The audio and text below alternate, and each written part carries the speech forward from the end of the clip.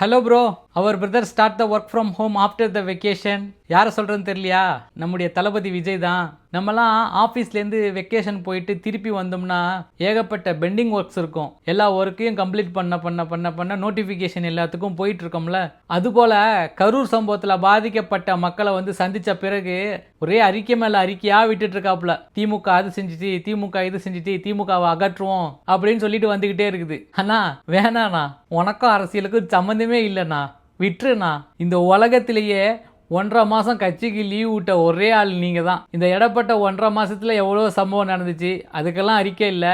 ஆனால் பாருங்கள், ஏதோ ஸ்கிரிப்டே எழுதி கொடுத்தா மாதிரி கரூர் மக்களை சந்தித்த பிறகு தொடர்ந்து அறிக்கையாக விட்டுட்டு இருக்கீங்க. திமுக அரசு அது செஞ்சிச்சு, திமுக அரசு இது செஞ்சிச்சுன்னு தொடர்ந்து அறிக்கை விட்டுட்டு இருக்க நீங்கள் பாஜகவை பற்றி எந்த ஒரு அறிக்கையும் வெளியிடலை. யாரோ எழுதி தரக்கூடிய ஸ்கிரிப்டை இங்கே ஒப்பிச்சிட்டு இருக்கீங்க. நான் வேணாண்ணா, விட்டுருண்ணா.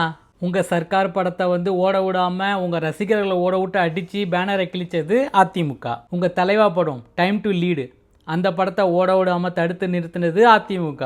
உங்களுக்கு உங்கள் படத்துலையும் ஓபிஎஸ்சி யூபிஎஸ்சி இழுத்து கோமலவல்லின்னு சொல்லிட்டு அவங்களையும் இழுத்து எல்லாத்தையும் சர்ச்சை பண்ணது எல்லாமே உங்களுக்கும் அதிமுகவுக்கும் பல சண்டைகள் ஓடிச்சு. ஆனால் திடீர்னு வானத்துலேருந்து குதிச்சு வந்த மாதிரி திமுக அது திமுக இது திமுக அதுன்னு சொல்கிறது ஏதோ உங்கள் எழுதி கொடுக்குற ஸ்கிரிப்ட் ரைட்டர் நமக்கே பார்க்கணும்னு தோணுது.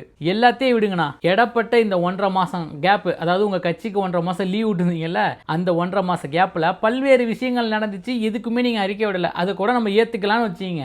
ஆனால் நீங்கள் எதுக்காக மௌனமாக ஒரு 40 நாள் வீட்டிலேயே இருந்தீங்களோ அது சம்பந்தமாக கூட எந்த ஒரு அறிக்கையும் வெளியிடலை. இதுதான் நடந்துச்சு, இதுதான் வந்துச்சு. சரி, ஆளுங்கட்சி தான் செஞ்சுட்டாங்கன்னா அதுக்கு ஒரு அறிக்கை வேணும்ல, அதுக்கும் அறிக்கை விடலை. சரி, உங்கள் மேலே தான் தப்பு இருக்குது, அதுக்கு அறிக்கை விடணும்ல, அதுவும் விடலை. ஆனால் திடீர்னு அறிக்கை மேலே அறிக்கையா திமுக அது பண்ணுது, திமுக இது பண்ணுதுன்னு நீங்கள் சொல்கிறத பார்த்தா நடந்த சம்பவத்துக்கும் உங்களுக்கு எந்த ஒரு தொடர்பும் இல்லாத மாதிரி நீங்கள் இருக்கிறது எப்படி ஏற்றுக்கிறதுன்னு தெரியல.